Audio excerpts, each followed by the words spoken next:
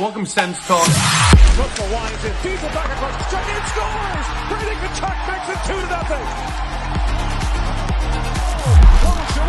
Hit alone, scores! Tim Stützle across, Tkachuk score! The captain, Brady Tkachuk, buries it with 1:18 to go. See you later. Go, Sens, go. Welcome to Sens Talk. My name is Brandon Plant, and I am your host. My goodness, what a game that was. I'm still trying to catch my breath. Let's get into it. So tonight, Ottawa took on the Detroit Red Wings in Stockholm, Sweden, as part of the National Hockey League's Global Series. Ottawa as well will be playing the Minnesota Wild on Saturday. So, cool matchup today, of course, against Detroit. An important game nonetheless. However, look, Ottawa and Detroit are rivals for more than just internal reasons. Externally, they're both in the same division, and they're both competing, frankly, for the same wild card spot. Detroit's in the second wild card spot. Going into this game, Ottawa, last in the Atlantic Division, has to beat teams like Detroit that they're vying for those playoff spots with to get back into the race. So, big game today. Extra cherry on top, I guess you could call it, that it's in Sweden, which makes it fun, but still a very important game. Now, the lineup for tonight's, or today's game, I guess, a 2 p.m. start, really weird, but I'm kind of a fan of it. I kind of like the afternoon hockey, but it was the same lineup tonight for today for Ottawa, as Artem Zub did stay in the lineup. There was some concern after a late hit in the last game on Saturday that he might not play today. He's all good. He did play. So the same lineup with Joonas Korpisalo starting in net for Ottawa and James Reimer for the Detroit Red Wings. Now look, Daniel Alfredsson, Alfie, was behind the bench today, which was absolutely incredible to see. I mean, unbelievable. It's so cool to see that Alfie was behind the bench. It felt like a dream. It was unbelievable. And hopefully we see it soon, because let's just say it might have paid off for Ottawa. No spoilers, but just saying. But that was really cool to see, and I'm sure the players loved that, and I'm sure Alfie loved it. He's a legend for a reason, and that was really cool to see. Now, speaking of the bench, look at your screen right now. The bench in Avicii Arena in Stockholm is massive. It literally extends from nearly the middle of the ice to the hash marks in both zones. So a lot of space, a lot of space for both teams to get on and off the ice. Shockingly, not a lot of offsides today. I thought there would have been more considering the size of the bench.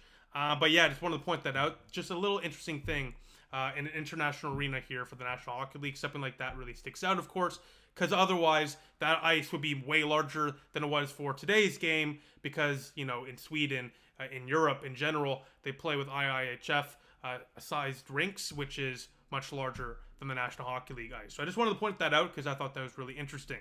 Now, as you all know, the last game Ottawa played against Detroit this year was a loss, a 5-2 loss. In embarrassing fashion. Ottawa's looking to bounce back from that loss and kind of get some revenge from it. As well, Ottawa is 3-0-1 in the previous 4 games overseas.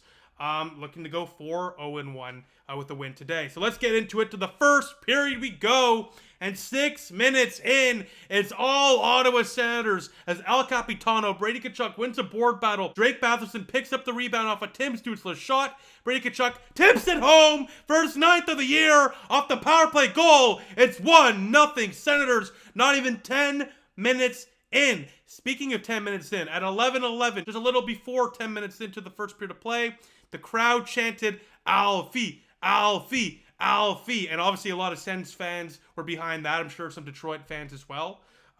You know, Alfie is a Sweden legend, of course, but I thought that was a great tribute there for the Senator legend. And then guess what? A minute or so after those chants, which were beautiful, very loud on the TV, by the way, Ottawa makes it 2-0. Tim Stützle, he's tripped, but guess what? He gets up, he spins around, and fires an unreal highlight reel backhand pass right to guess who? El Capitano, Brady Tkachuk. 2-0 Senators for his second of the game, and Ottawa leads 2-0.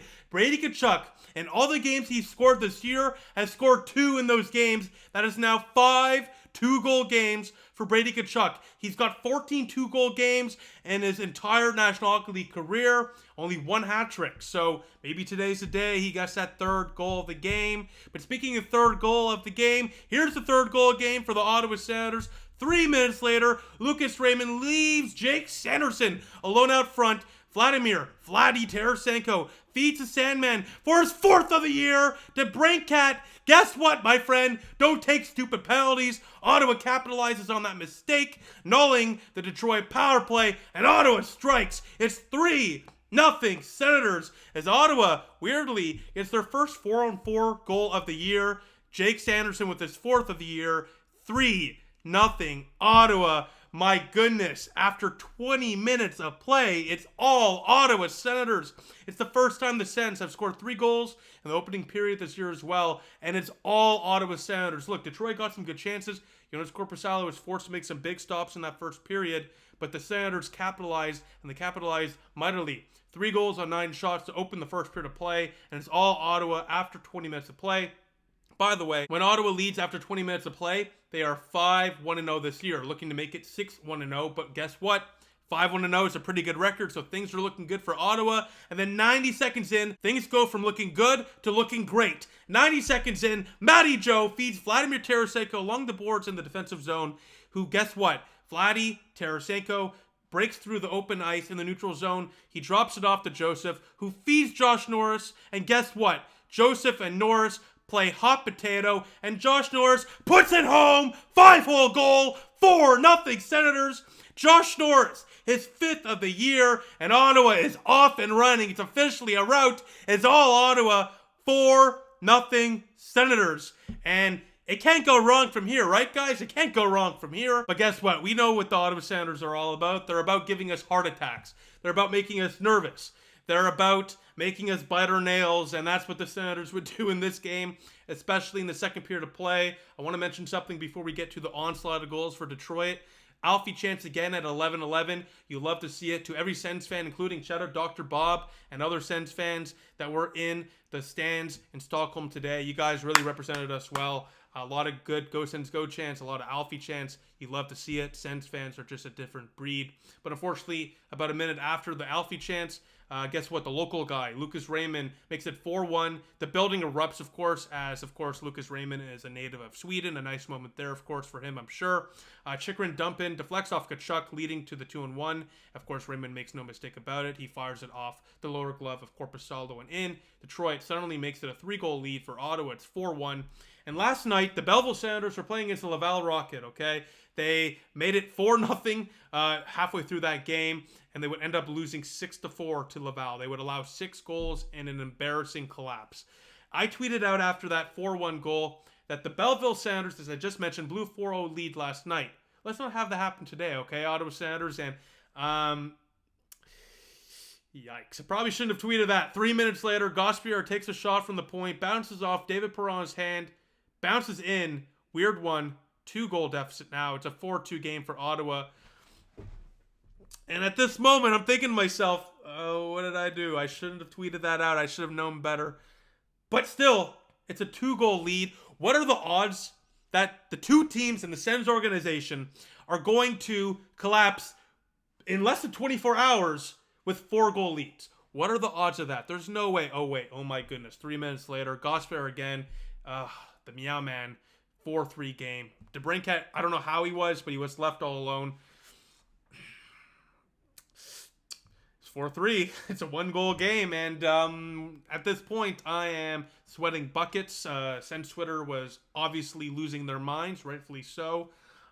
Just insane swing of events in a matter of minutes. And then 2 minutes later, yeah, of course it happened. Tie game. Gauthier ties it. Has all the space in the world. Bounces off a center. I think it was Hamonic and in. 4-4 game with about 2 minutes left in the second period of play. What a rough 24 hours for the Ottawa Senator organization. Belleville last night collapsed after being up 4-0. And the Ottawa Senators, the big boys, they do it 24 or so hours later. 4-0 to 4-4 into the third period of play we go. And my goodness, I mean, I'm not as upset as I should be because of the result of this game, and I don't want to spoil it. The ending was insane, and I'll leave it at that until we get to that point of the video. But, I mean, what the hell is that defensive structure? And it's the consistent errors, the consistent mistakes that this team makes. Game in and game out. The only consistent thing about this team is, of course, the heart attacks that they give us. by taking the lead and then losing it and going back and forth and having crazy games like that. But more importantly, it's a lack of structure. And Cheryl Pounder in the TSN intermission absolutely nailed it. Called out the Sens for literally having no structure whatsoever. And that's just the facts. There's no structure in our own zone. The amount of slot chances throughout this game were unbelievable. The Ottawa Senators are very lucky that Joonas Korpisalo bailed them out. I don't want to hear any slander towards Joonas Korpisalo in this game. We'll talk about him in the post-game notes. But Joonas Korpisalo is the lone reason Ottawa didn't give up more than 4 goals in this game. Let's be real about it. He was fantastic. He's been one of the only bright spots consistently this year. And it's getting tiring. I'll be honest. It's getting tiring to see our goaltenders have to stand on their head or give up multiple goals. There's no in between. There is no in between. Either the goaltender stands on his head and bails out this team for their lack of effort, or they concede multiple goals and we lose. That's just the way it seems to go most often than not for the Ottawa Senators, especially under this head coach. And it's not all on the coach, I'll say that. The half-ass defensive back-checking is unbelievable. It's unbelievable how bad this team is in the defensive zone. That's not all on the coaching. The players have to be better. They got to stop puck-watching. Let's just be real about it, okay? But I'll leave it at that because at this point in the game, it's looking bad for Ottawa. But this is where things get really... we'll call it interesting. We go to the third period of play, and Ottawa, they would be literally gift-wrapped the game in the third period. In the first few minutes of the third period of play, they would have a 5-on-3 for a minute and 11 seconds. They would not score there. In the final 5 minutes, they would have a power play. They would not score there. They would have a power play with 90 seconds left. They would not score there. The Senators did get a power play goal tonight, of course, but on that one power play, they missed 7 others. And if Ottawa lost this game tonight, it was purely because of that, especially in the third period of play. You got to capitalize on those power plays. And a lot of the time, and I get it, you want to set up the proper play, get a good chance, but eventually you got to put the puck on net. And this team sometimes on the power play seems afraid to put the puck on net. But anyways, we go to the overtime period. For the first time this year for Ottawa, they're head to overtime. They were the last team in the National Hockey League to do so. A really interesting stat there. It is a little weird that Ottawa hasn't went into the extra period this year so far. But alas, here we go to the overtime period. And a couple minutes in, Brady Tkachuk steals it. He's stopped on the breakaway, however, and is robbed of his second career hat trick. But we move on, and with like 10-15 seconds left, the Ottawa Senators take the puck off Detroit. They go back the other way, and oh my God. The Ottawa Senators give me heart attacks sometimes, and my God. This team, I love this damn team. I don't know what to say. I love the Ottawa Senators. 2 seconds left. Drake Batherson has a pass deflected up in the air as Tim Stützle bats it home. Walk off. OT. GWG. Senators win 5-4 in overtime as Timmy Superstar, Tim Stützle walks it off as Ottawa gets the 2 points and takes down the Detroit Red Wings in miraculous fashion. Tim Stützle, elite celly, elite finish, elite game, bang, bang, Senator gang, 5-4 win. I can't believe it. My goodness, my face has to be so red right now, but I don't care. What a win for the Ottawa Senators. I can't believe it. I thought for sure when they gave up 4 goals in a row, they were going to lose this game. It just seems like the way that would go. But no, the Senators would somehow keep it going there. In the third period tied, and then in overtime, Tim Stützle takes out his inner Jose Bautista, walks it off. 5-4 overtime win, and Ottawa starts off the Global Series 1-0 with a massive win. They've won back-to-back games as well. They're now back to 500. They are 7-0 on the year. What a win for Ottawa. By the way, shout out Alfie. Ottawa is now 1-0 with Daniel Alfredsson behind the bench. So shout out to Daniel Alfredsson. Woo! What a game, though. I can't believe it. I'm exhausted. I'm exhausted. That was an emotionally back and forth type of game. That was so much fun. That's what hockey's all about, and that's why I love this Ottawa Senator team, because they pull off stuff like that sometimes. And my goodness, Tim Stützle was dominant today. 3-point effort, 2 assists, including the game-winning goal. His third ever all-time overtime game-winning goal as well, by the way. But Tim Stützle and Brady Tkachuk really showed out today. Tkachuk, of course, with those 2 goals. But the pair in general just looked fantastic today and were dominant throughout the entire game, leading the charge for the Ottawa Senator offensive core. Now, Matthew Joseph as well had an assist, and he is now gotten 6 points in his last 5 games, 13 points in 14 games this year as well. The resurgence of Matthew Joseph has been unbelievable to watch. I'm so happy for the guy. We all knew that he would bounce back if he stayed healthy. He stayed healthy thus far, and he's bounced back. I think that's an understatement. I think he's broken out, frankly, into the National Hockey League. This is more than a bounce back at this point. He's nearly a point-per-game player, and he's been dominant on that line at times with Stützle and Giroux. They've shifted back and forth at times, but he's been really good in that top 6. And once again, thank goodness we didn't trade this guy. He's such a valuable piece to this team. A great Swiss Army knife type of guy that can play anywhere. Great game for Matthew Joseph. Just wanted to give him a bit of a shout out. Now, speaking of great games, Joonas Korpisalo made 37 saves today. He looked fantastic. Yeah, look, a couple of those goals, maybe he wants back. I don't give a damn. The guy gave us a chance to win. He's the lone reason Ottawa only gave up 4 goals, and he's been one of the lone bright spots anyways on this team consistently this year. He's been dominant the last few games he started and has given us a chance to win every single one of them. So shout out to Joonas Korpisalo, who weathered the storm early on. Detroit had a lot of chances. And even when things got tough there in the second period, he conceded a few goals, sure, but he locked it down after that and gave Ottawa a good chance to win it, and of course, let them win it with Tim Stützle ultimately winning it in the overtime period. Now, once again, I kind of already spoke about this. Yeah, we got the win. We got the 2 points. That's all that matters. But once again, even though they don't care about how you win the games, we only care about if you win the game. I still care about that second period collapse. It's still very, very concerning that this team, after 5 years under this coach, has not improved whatsoever defensively. Even with the amount of skill we have on this team, the defensive errors have continued. So it has to stop. It starts with the coaches, sure, and the coaches have to, instill far better defensive structure, but the players as well have to give a much better defensive effort, especially in their own zone. They're caught way too often puck watching, leaving the slot or the middle of the ice between the hash marks, that area wide open quite too often. The amount of high danger chances that Joonas Korpisalo was forced to stop today, it's unbelievable. That's the consistent thing about this team. There's 3 consistent things. The team can score for sure, but they can't keep the puck out of the net because of the defensive structure, and they make the goalie stand on his head or concede multiple goals because it's just too much.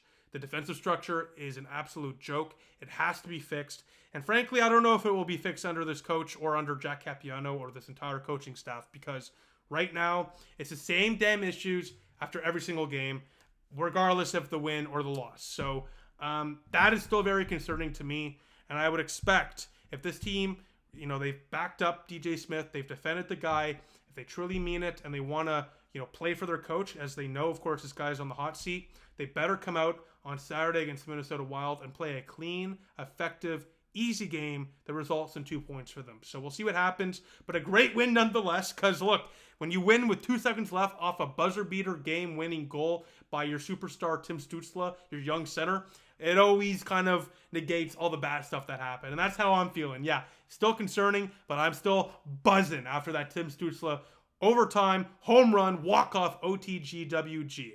My goodness, what a game that was. Let me know what you think in the comment section down below. As always, woo! I am still flying after that one. And I'm excited to do it again on Saturday, 11 o'clock a.m. Eastern Time, puck drop against the Minnesota Wild. That one's going to be fun. I will see you Saturday afternoon after that one, as Ottawa looks to go 3 wins in a row and go up 8-7-0 in their record to go above 500 for the first time in a bit of time. Besides that, I will see you all soon. What a game, and go Sens, go!